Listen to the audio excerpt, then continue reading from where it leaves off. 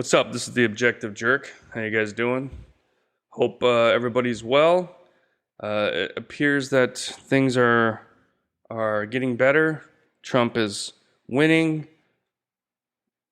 Kamala Toe Harris horse shit is losing, and things are, seems to be going in the right direction. But we shall see, right? But even if Trump wins, doesn't mean the fight's over. It's still ongoing. It's going to continue. But anyway, enough of that. So I just did a podcast actually, but you know me, I do it whenever, the breeze comes in or when the feeling strikes me, or I don't know. I said those sayings wrong, both of them, but whatever. But I do talk about certain like crimes or certain whatever, not like a true crime thing. I'm not, but I do find some of that stuff interesting. And so usually when I don't know about something, I'll do the podcast. I'll just kind of, basically it's the Wikipedia true crime episode. So I'm just going to read over a, crazy crime that happened, and I don't know anything about it really, so let me tell you what I do know about it. So I watch what's it called? Grim Collective, something. There's a YouTube guy that goes around and shows places and homes and graveyards of people and things that happened, and so that's where there's actually a few of them that I never even heard of, like the Onion Field murders, which I didn't do anything for that one, but this one was just kind of starting off kind of crazy. This murder happened in 96. That's the year I graduated high school. I don't know. I'm sure I, remember hearing about it, but I don't know. But so he, on the YouTube channel, he talks, about it. He shows the victims.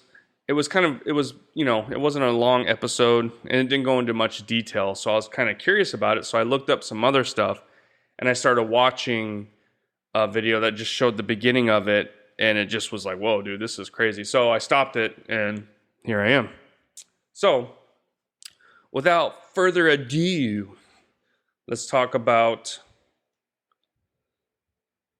the vampire murders. The Vampire Clan. Let's see, what else do they call it? Anyway, so Rod Farrell. It's about Rod Farrell. Oh, he's like my age, dude. He's a little younger. Dang. Anyway, okay. So, let's get into it. Roderick Justin Rod Farrell is an American murderer and cult leader. He was a member of a loose-knit gang of teenagers from Murray, Kentucky. I thought this happened in Florida. Maybe it did, but... Oh, okay, we'll get into that. Anyway. Known as the Vampire Clan, Farrell claimed to be a 500-year-old vampire named Visago, a character he created for himself after becoming obsessed with the role-playing game Vampire the Masquerade. It was his mother, Sandra Gibson, who first introduced this game to Rod. In 98, Farrell pleaded guilty to the double slaying of a couple. Okay, yeah, so from how do you say that? I can't even say it, but it's in Florida. Becoming the youngest person in Florida on death row at that time. So 90, yeah, that was like, so he didn't even graduate high school yet, because I graduated in 96, so if he's 2 years younger than me, dude. Guy has some problems. Anyway, so yeah, it's in Florida. It's Eustis, Estes, maybe, I don't know. Anyway, all right. So originally sentenced to death, Farrell's penalty has since been reduced to life imprisonment. In 2023, he married Stephanie. How do these like sick murderer guys always end up getting married in prison, man? There's some women out there that are just nuts, The what's this? The Night Stalker guy. You had women just all over about this guy, and it's just like, what is going on, dude? What do women? I know, I guess like the bad boy thing, but there's a difference between bad boy and a sick fuck. You know, try not to say the F word too much, but it kind of fits. Anyway, so here's the killings, right? On November 25th, 1996, Naomi Ruth Queen and Richard Wendorf were found by their daughter Jennifer Wendorf beaten to death in their Eastis home, while 49-year-old Richard Wendorf was asleep on his couch and Ruth was in the shower. Farrell and accomplice Howard Scott Anderson had entered the home through the unlocked garage, picking up the murder weapon, a crowbar. Before Richard had even awakened, Farrell beat him multiple times with it, fracturing both his skull and ribs, almost instantly knocking him out and killing him shortly thereafter. When Ruth found Farrell and Anderson in the home moments later, Farrell bludgeoned her to death, bashing her head with the crowbar. He claimed in his confession, however, that his original plan was to allow Naomi Ruth to live, but she first attacked him by lunging at him and throwing a very hot cup of coffee on him. This angered him and made him change his mind, so he killed her also. Man, did he get her in the... I wonder if she got him in the face with that coffee, though. Dude, I would think hot cup of coffee in the face, man. You guys seen Kingpin, right?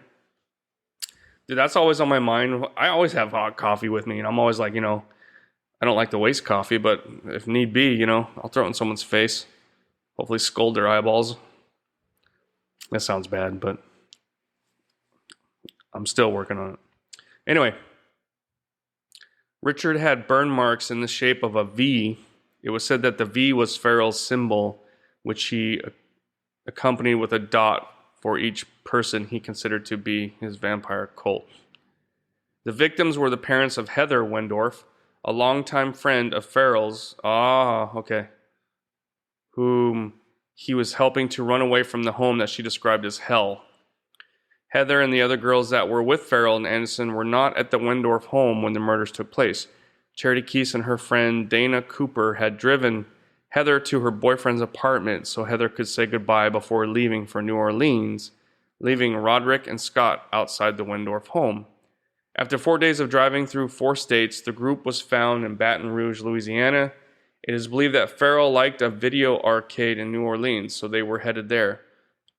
One of the girls, Charity Kesey, sorry, I had to start over. The wife came in, placed a call to her grandmother in South Dakota.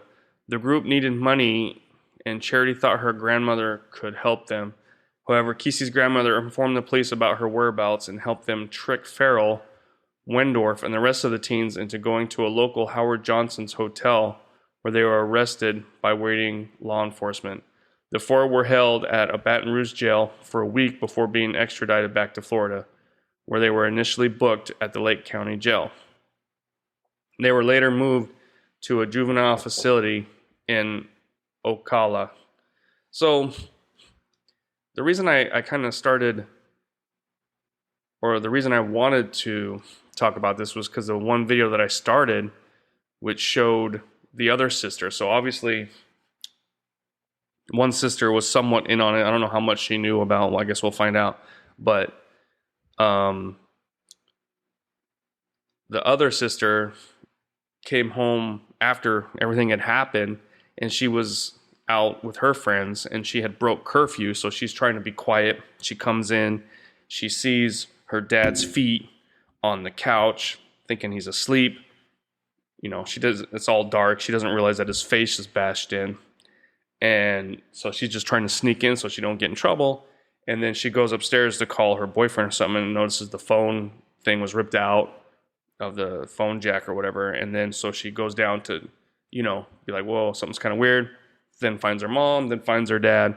And I'm just like, dude, that's like straight out of a horror movie though. You know what I mean? You come home and then you see your mother just dead and bloodied. And then you see your, father in the same state, and she finds a phone to call 911, but it's like, how do you know the murderer wasn't still there? You know what I mean? Like, I mean, it's I guess I got to give her some props for her, because I would think a lot of people would just bolt it out of the house maybe and went to a neighbor's house. I don't know if that's a good thing that she stayed, or maybe it just shows that she wasn't panicking. Obviously, she was, I'm assuming panicking in this, to an extent, finding your parents murdered. But I don't know, to stay in that place, I don't know, it'd be a little weird. But I don't know, maybe their nearest neighbor was far away, or who knows? I don't know. That's the part I saw, and I was like, dude, that's crazy. So I was like, you know what? I'm gonna look into this crime and see what's up for the podcast. So again, here we are. All right, so let's get back to it. The legal proceedings on February 12th, 1998. So this is 2 years after. Dude, this episode is all jacked up. I had to stop it again. Dude, usually, my podcasts are pretty straightforward and simple because I'm lazy. And, I just do a straight recording, no edits, whatever, and basically just convert it and process it and whatever, and that's it. It's pretty easy. But this one I'm gonna have to do a little bit of editing, so it doesn't sound as crazy. But it's like, usually when I do a podcast, I'll text my wife and be like, hey, I'm gonna do a podcast or whatever. So on the computer, the stupid ass Apple computer piece of crap we've had for 6-7 years, I don't know. But it's just like, it just sucks now. But it takes forever to do certain things, and so I had sent the message to, hey, I'm gonna do a podcast, take your time, sent, but it only got like half the sentence. So it didn't, I don't know what the hell. But anyway, so then I sent again, hey, I'm doing a podcast, take your time or whatever. Or no, I said take your time, and I just finished it. So she just saw that. She didn't know I was doing a podcast, and so she just came in to do some stuff, whatever, but it just kind of ruined the whole momentum, and now I'm just like, man, kind of thinking I should start over, but no, I'm too lazy. I'll just edit it out a little bit. Anyway, all right, back to the legal proceedings of, what's his face, Rod Farrell. Okay. Let's see, on February 12th, 1998, then 18-year-old Farrell pleaded guilty to murder. So he was 16 years old, dude. That is insane. It's just crazy being that young and doing that kind of brutal murder. I mean, I guess Columbine, those guys are about the same age, 15, 16. Man, what was going on, huh? Back in those days. They would tell you it was the video games or something, I don't know. But anyway. All right, guilty, claiming that the others traveling with him were innocent except for Scott Anderson, who was simply an accessory. Farrell pleaded guilty to 2 counts of felony murder. All right, so they went there as a group. One stayed in the car, plus the family member. I'm kind of curious what happened to her. And then 2 went inside, but it was just the Farrell guy is the only one that actually did anything. The other guy was just there, I guess, just in case. His attorneys tried to argue that he was insane. I've seen, which, you would think, yeah. No, he just has no remorse, no empathy. The guy is he seemed pretty intelligent in some of the clips I saw of him talking. So I don't think it would have worked. Well, obviously, I guess it probably didn't. But anyway, so he has been diagnosed with mental disorders, including schizotypal personality disorder. I haven't heard of that one. And Asperger's syndrome. The University of Florida further attested that Rod sometimes witnessed spiritual things such as angels and demons. Judge Terry T. Lockett sentenced Farrell to death. Charity Kesey, was that the other daughter? Charity, right? Let me see. Charity Kesey. Crap, I forget. Trying to look and see if I can find her. I remember reading that earlier. One of the girls. So that was just the girl that called her grandparents. I wonder who was the other daughter, though. Anyway, Charity Kesey was convicted of 2 counts of third-degree murder, robbery with a gun or deadly weapon. the burglary armed with a weapon or explosives. She was sentenced to 10.5 years in state prison. Dana Cooper was convicted of those charges as well, but was given 17.5 years in prison. Anderson was convicted of the same charges as Farrell and was sentenced to life in prison. For 2 years, Farrell held the record as the youngest inmate on death row. This changed in 2000 when Florida Supreme Court reduced his sentence to life in prison. Kesey was released from prison in 2006, and Cooper was released from prison in 2011. Which one is the daughter, though? I missed that again. Hold on, let me see. Were found by their daughter, Jennifer. Maybe she's like a half-daughter or something, huh? Was asleep on the couch. Before Richard...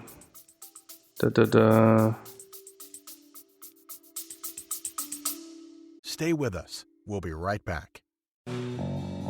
Thanks again for listening to The Objective Jerk. I greatly appreciate it. If you could like, subscribe, comment on wherever you're finding this, and you can also email me at theobjectivejerk@gmail.com. So hope you're enjoying it, and please continue on with the episode.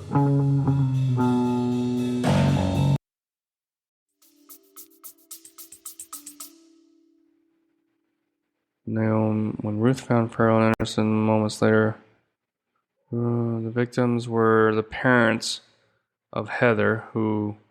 Okay, so no, Heather. Heather's the one that was a friend of him. Okay, so I'm curious what happened to her. Heather. Anyway, in January of 2013, an appellate court dismissed attempts by Rod Farrell and Howard Scott Anderson to get a new sentencing hearing. However, in 2018, Howard Scott Anderson was resentenced by Circuit Judge Don Briggs to 40 years in prison. Anderson was given credit for the 20 years he had already served, making him first eligible for release in 2031. Ruth Wendorf's relatives attended Anderson's resentencing hearing and did not oppose his early release. Speaking with the Daily Commercial, they said they were more concerned about Farrell, who was scheduled for his own resentencing hearing in 2019. Farrell's hearing was subsequently rescheduled, and then again in April 2020 when the sentencing judge upheld his life without parole sentence and deemed him irreparably corrupt. Did I say that right? Anderson is currently incarcerated Calhoun, while Farrell is in Northwest Florida Reception Center Annex. Oh, that's it? Well, that's it. Now it's just in the media. Let's see. 98, there was a TV movie. There was a film. 2002, The Vampire Clan. Drama horror film directed by John Webb. So I guess it's based off of it. Huh. So, well, crap, man. This kind of sucks. It doesn't really give you all the information, though. Let me see. I'm going to have to click on... I don't even know if it was highlighted, though. I want to know...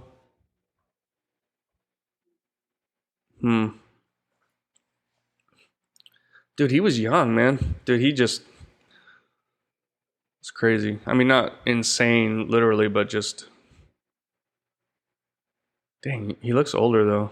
Seen a prison photograph, 2023. I thought he was like 50-something, but he's 2 years younger than me. That's crazy. I don't know. But yeah, what was going on back then, you know? Was there like some kind of new antidepressant medicine, I bet? I really think that had a lot of effect on people. Just making them not really care about what they did. Almost like, you know, when you're drunk, you really don't have any remorse or any concern about anything when you're drunk. You're just like going with the flow. I think that's what a lot of SRIs, what is it? Yeah, SRIs, and I think that's what they do to people, you know? A lot of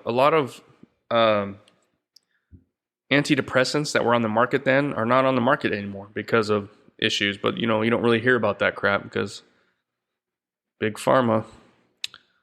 Let's see. I'm trying to see what I was hoping to find something else. Dang it. Okay, so that was Wikipedia, which wasn't that.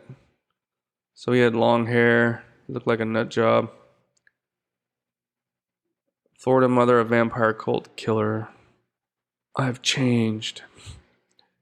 Here, let's see this one. Vampire cult killings 25 years later. Let's see if there's some more information. Because where am I at? I'm at 20 minutes. It's actually going to probably be a little... Oh, what? I got to get access? Oh, screw you. I'm going to pay no break for... Faces of the freedom. Okay, wannabe killer. Son of... Okay, let's see. Wait, what is it called again? Vampire cult killings. Let's see what comes up when I do that. I'm just kind of curious.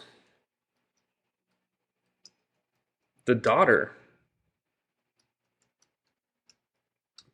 didn't really say, or did it? Did I just miss it? Did I miss? Let's see how the vampire cult clan went from team blood rituals to killing. Here, let's see if something comes up. So the oxygen.com. All right. For a 16-year-old, yeah, that's crazy, dude. 16 years old. All right. Who is Rod Farrell? We already know that. Rod Farrell. Okay, Heather. Okay, here we go. Gibson and Farrell moved back and forth between Murray and Eustis, Florida. Parents acquired a home, blah, blah, blah. Farrell became friends with Heather Wendorf, so that's the girl, whom the Sentinel described as a troubled high sophomore who rebelled against her parents over cleaning her room and other trivial matters. Oh my God, life's so hard.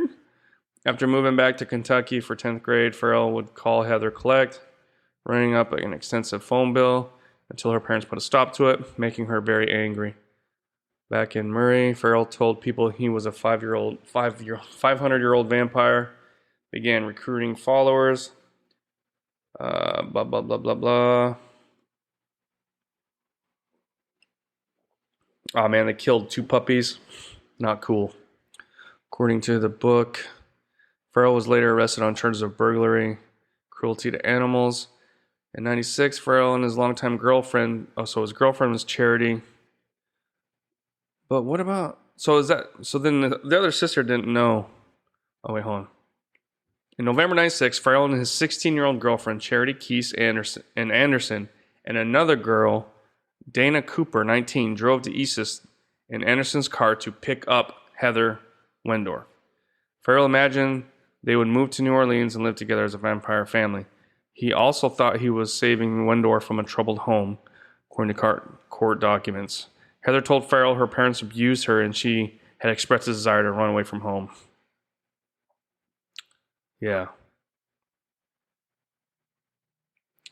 No. In Eustis Cemetery, 96, Heather said she crossed over to become a vampire after drinking Farrell's blood.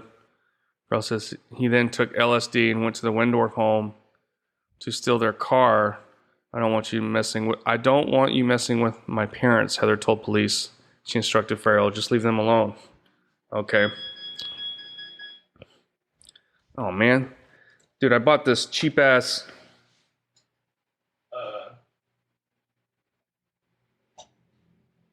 cell phone.